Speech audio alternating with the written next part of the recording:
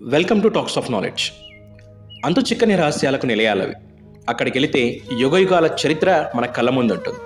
అక్కడి మట్టిని తాకిన నాటి మానవుడి మేధస్సును తెలుపుతాయి. అక్కడ అడుగడుగునా ఉన్న శిల్పాలు వేలు పట్టి మన చరిత్రను మనకు చెబుతాయి. ఇంతకీ మనం దేని గురించి మాట్లాడుకుంటున్నాం అని ఆశ్చర్యపోతున్నారా? సువిశాల భారతదేశంలో ప్రభుత్వం గుర్తించిన 1500 గుహాలయాల్లో అత్యంత అద్భుతమైన ఓ 2 గుహల గురించి మనం ఇప్పుడు తెలుసుకోబోతున్నాం. అవే అజంతా, ఎల్లోరా గుహలు. ఈ పేర్లు మీరు దాదాపుగా చిన్నప్పటి నుండి వినే ఉన్నారు కదా. విశాల ప్రకృతి ఒడిలో ఉన్న పర్వతాల మధ్యలో పచ్చని అరణ్యంలో ఉండే ఈ గుహలను అసలు ఎప్పుడు, ఎవరు, ఎక్కడ నిర్మించారు? వీటికున్న ప్రత్యేకత ఏంటి?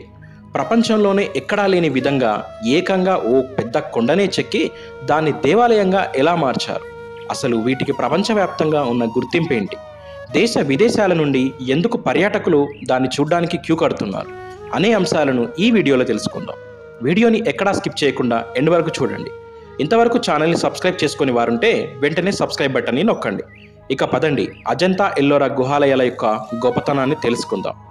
మన దేశంలో మహారాష్ట్రలో ఉన్నటువంటి ఔరంగాబాద్ జిల్లాలో అజంతా గ్రామానికి దగ్గరలో ఉండేవే ఈ అజంతా గుహలు. భారతదేశ ప్రాచీన శిల్పకళా చతురతకి నిదర్శనం ఇవి. వాఘోరా నదీ తీరాన దాదాపు 70 మీటర్ల ఎత్తులో గుర్రపు నాడాకారంలో ఉండేటువంటి ఈ గుహలు చెక్కబడ్డాయి. కానీ వేల సంవత్సరాలుగా ఇవి అజ్ఞాతంలోనే ఉన్నాయి. భారతదేశాన్ని బ్రిటిష్ ప్రభుత్వం వారు పరిపాలిస్తున్నటువంటి సమయంలో, అంటే 1819వ సంవత్సరంలో జాన్ స్మిత్ అనే బ్రిటిష్ అధికారి తన దళంతో వేటకు వెళ్ళిన సమయంలో వీటిని గుర్తించాడు. అజంతా గుహలు అంటే 2-3 కాదు, ఏకంగా ఇవి 29 గుహాలయాలు. వీటిని క్రీస్తు పూర్వం 2వ శతాబ్దంలో అప్పటి పరిపాలకులైనటువంటి వాకాటకులు నిర్మించారు. ఇక్కడ హిందూ, బౌద్ధ, జైన మతాల శిల్పాలు, అలాగే వాటికి సంబంధించినటువంటి పెయింటింగ్స్ కనిపిస్తాయి. అంటే ఇక్కడ శివుడు, బుద్ధుడు, మహావీరుడు కనిపిస్తారు. మత సామరస్యానికి నిలువెత్తు రూపం ఈ అజంతా గుహలు. ఇక్కడ ప్రధానంగా బౌద్ధ మతానికి సంబంధించినటువంటి విహారాలు, అంటే సన్యాసులు విశ్రాంతి తీసుకునేటువంటి మందిరాలు, చైత్యాలు అంటే బౌద్ధ భిక్షువులు ప్రేయర్ హాల్స్ చూడొచ్చు.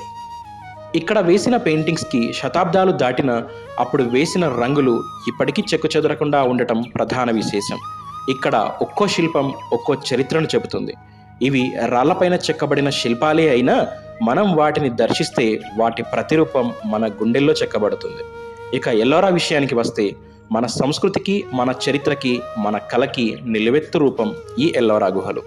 ఇవి అజంతా గుహల నుండి సుమారుగా 100 కిలోమీటర్ల దూరంలో ఉండి దాదాపుగా 2 కిలోమీటర్ల మేర విస్తరించి ఉంటాయి. ఇక్కడి గుహాలయాల్లోకి వెళ్ళి చూస్తే టైం మెషిన్లోకి ఎక్కి వేల ఏళ్ళ వెనక్కి వెళ్ళినట్టే అనిపిస్తుంది. వీటిని రాష్ట్రకూటులు, చాళుక్యుల కాలంలో చెక్కారు. ఇవి మొత్తంగా 34 గుహలు. వీటిలో ప్రత్యేకంగా చెప్పుకొని తీరాల్సిన విషయం ఒకటి ఉందండోయ్, అదే కైలాసనాథ ఆలయం. ఇది ప్రపంచంలోనే అతిపెద్ద ఏకశిలా నిర్మాణం. ప్రపంచంలోనే పేరు ప్రఖ్యాతులున్నటువంటి చరిత్రకారులు ఈ ఆలయాన్ని సందర్శించి అధ్యయనం చేశారు. కానీ ఈ ఆలయ నిర్మాణానికి ప్రాచీన మానవులు, అలాగే నాటి పరిపాలకులు వాడినటువంటి టెక్నాలజీ ఏంటో మాత్రం కనిపెట్టలేకపోయారు. ఈ ఆలయ నిర్మాణం ఎలా జరిగింది అనే అంశం నేటికీ మర్మంగానే ఉంది. మెజారిటీ చరిత్రకారులు మాత్రం ఒక పురాతన బసాల్ట్ కొండని పైనుండి కింది వరకు చెక్కుకుంటూ వచ్చి నిర్మించారని భావిస్తారు. ఈ ఆలయ నిర్మాణం కైలాస పర్వతం పైన మహాదేవుడి నివాసాన్ని పోలి ఉంటుందని చరిత్రకారులు చెబుతారు. అందుకోసమే మంచుతో కప్పబడి ఉన్నటువంటి అనుభూతిని కల్పించడానికి ఈ ఆలయ కొండ పైభాగాన ఒకప్పుడు తెలుపు రంగు ఉండేదని, అది కాలక్రమంలో తొలగిపోయిందని చెబుతారు. ఈ ఆలయాన్ని చెక్కినటువంటి రాష్ట్రకూటులు క్రీస్తు శకం 6 నుండి 10వ శతాబ్దం వరకు నేటి దక్షిణ కర్ణాటక నుండి నేడు ప్రస్తుతం ఉత్తరప్రదేశ్గా పిలువబడుతున్న నాటి కనౌజ్ వరకు విస్తరించి ఉండేది. వారు వాస్తుశిల్పానికి అందించినటువంటి మాస్టర్ పీసే నేడు మనం మాట్లాడుకుంటున్నటువంటి ఈ కైలాసనాథ ఆలయం. ఈ ఆలయాన్ని భారతీయ రిజర్వ్ బ్యాంక్ అధికారికంగా ముద్రించేటువంటి 20 రూపాయల నోటు పైన కూడా మనం చూడొచ్చు.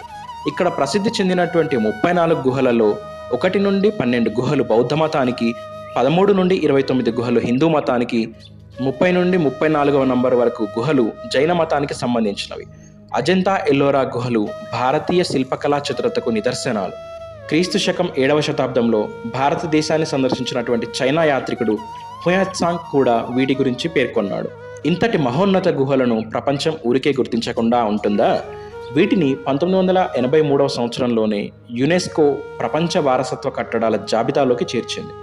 అందుకే ఇక్కడి గుహలను చూసి అనుభూతి పొందడానికి దేశ విదేశాల నుండి పర్యాటకులు వస్తారు.